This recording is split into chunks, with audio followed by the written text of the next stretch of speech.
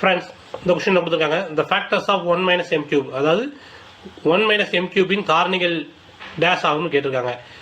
1ஓட cube என்ன?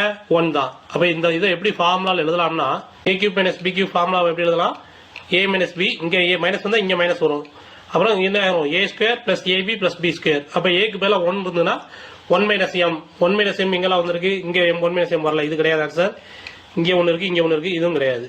அடுத்து என்னதான் வரணும்? A square plus AB plus B square. அப்போ 1 ஸ்கொயர்னா 1. அடுத்து பிளஸ் தான் வரணும், இது பிளஸ்ல இல்லை, இது ஆன்சர் இல்லை. அப்போ இதுதான் ஆன்சர். இதை அப்படியே பேஸ் பண்ணி ஒரு ப்ராப்ளம் எடுத்து பார்க்கலாம். இந்த கொஸ்டின் கொடுத்துருக்காங்க. A minus B equal to 7 மற்றும் ஏபி ஈக்குவல் டு 6 எனில் A cube minus B cube equal to என்னன்னு கேட்டிருக்காங்க. A cube minus B cube ஃபார்ம்னா A cube minus B cube equal to A minus B into A square plus AB plus B square. இதில் நமக்கு AB கொடுத்துட்டாங்க, A minus B கொடுத்துட்டாங்க, AB கொடுத்துட்டாங்க. A square minus B square வேணும். அப்போ இதை square பண்ணாதான் வருமா?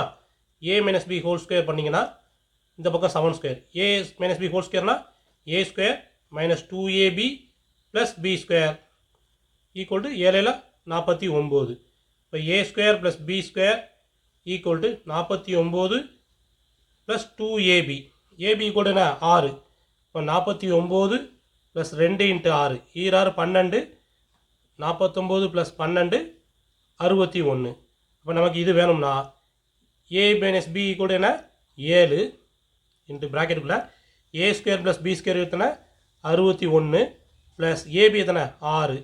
அப்போது 7 இன்ட்டு 67, 7 49 9 மிச்சம் 4, 6 42 4 46, 469 ஆன்சர்.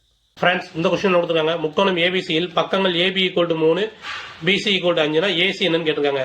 இது வந்து செங்கோண முக்கோணம். அப்போ ஏசிங்கிறது கர்ணம்.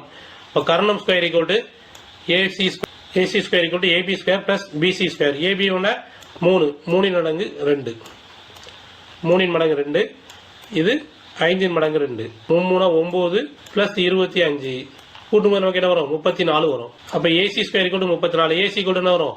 √34. இதுதான் ஆன்சர். ஃப்ரெண்ட்ஸ், இந்த கொஸ்டின் கொடுத்துருக்காங்க. பின்வரும் பக்க அளவுகளில் எது ஒரு செங்கோண முக்கோணத்தின் பக்க அளவுகளாக இருக்க முடியாது? செங்கோண முக்கோணம்னா என்னது? 2 பக்கங்களை கூட்டினா கர்ணம் 3வது பக்கத்தோட ஸ்கொயருக்கு வரணும்.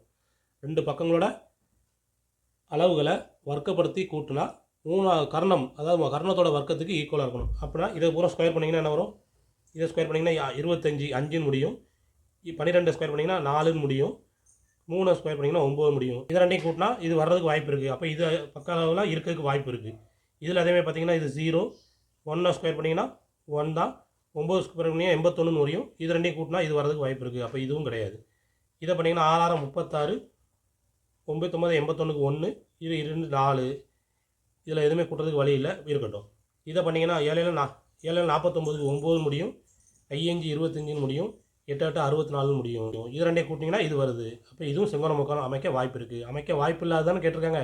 இப்போ இதுதான் ஆன்சர். இந்த கொஸ்டின் என்ன கொடுத்துருக்காங்க? The number of events in a sample space when 3 dice are rolled. 3 பகடைகளை உருட்டும் போது கிடைக்கும் கூறுவெளிகளின் உள்ள நிகழ்ச்சிகளின் எண்ணிக்கைன்னு. ஒரு பகடைக்கு மொத்தம் எத்தனை பக்கம்? 6 பக்கம். 3 இதை உருட்டுறாங்க. இப்போ நமக்கு என்ன கிடைக்க போகுது? 3 பகடங்கிறதுனால 3 தடவை 6 பெருக்கிறோம். 6 × 6 × 6 6 36, 36 பெருக்கும்போது 216. இதுதான் ஆன்சர். ஃப்ரெண்ட்ஸ், இந்த கொஸ்டின் என்ன கொடுத்துருக்காங்க? ஒரு முக்கோணத்தின் தாங்கு மையம் என்பது, முக்கோணத்தோட தாங்கு மையம் வந்து நடுக்கோட்டு புள்ளி, அதாவது நடுக்கோட்டு மையம் தான் என்னது? சென்ட்ராய்டு. இதுதான் வந்து very centre of the triangle, அதாவது முக்கோணத்தின் தாங்கு மையம் என்பது நடுக்கோட்டு மையம். இதுதான் ஆன்சர். ஃப்ரெண்ட்ஸ், இந்த கொஸ்டின் கொடுத்துருக்காங்க. நன்கு கலைத்து அடுக்கப்பட்ட 52 சீட்டுகளை கொண்ட சீட்டுக்கட்டிலிருந்து சமவாய்ப்பு முறையில் ஒரு சீட்டு எடுக்கப்படுகிறது. அது ஹாட் சீட்டாக இருப்பதற்கான நிகழ்தகவு என்னன்னு கேட்டிருக்காங்க. மொத்தம் எத்தனை இருக்கும்? 13 ஹாட் இருக்கும். 13 டிவைடட் பை 52, ஒரு 13 13, 4 13 52. ஆன்சர் என்ன? 1/4. இதுதான் ஆன்சர். ஃப்ரெண்ட்ஸ், இந்த கொஸ்டின் கொடுத்துருக்காங்க.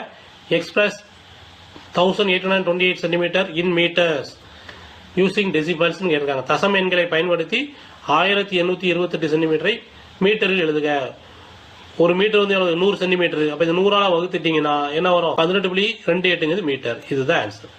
ஃப்ரெண்ட்ஸ், இந்த கொஸ்டின் கேட்டிருக்காங்க. பின்வரும் இணைகளில் எவை இரட்டை பகா எண்கள்? இரட்டை பகா எண்கள் ட்வின் பிரைம்ஸ். ட்வின் பிரைம்ஸ்னா என்னன்னா 2 பிரைம் நம்பருக்கு நடுவில் டிஃபரன்ஸ் வந்து 2 தான் இருக்கணும். இது டிஃபரன்ஸ் வந்து அதிகமாக இருக்குது. இது இல்லை, இதுக்கு டிஃபரன்ஸ் 2 இருக்குது, இது அதிகமாக இருக்குது, இது அதிகமாக இருக்குது. ரெண்டுக்கு நடுவில் டிஃபரன்ஸ் வந்து 2 இருக்கக்கூடியதான் ட்வின் பிரைம்ஸ், அதாவது இரட்டை பகா எண்கள். அது இதுதான் ஆன்சர்.